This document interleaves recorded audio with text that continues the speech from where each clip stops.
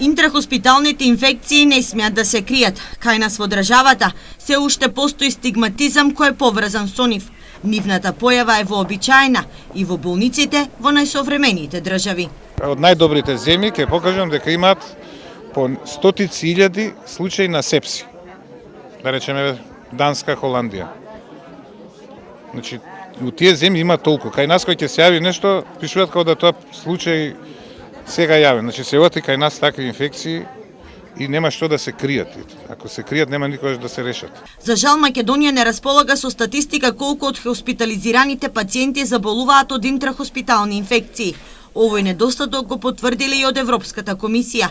Наместо да се бараат изворите на инфекцијата, кај нас се менуваат директорите, појаснува професор Пановски. Кај нас постои голема стигма дека тоа не сме да се јави болница инфекција.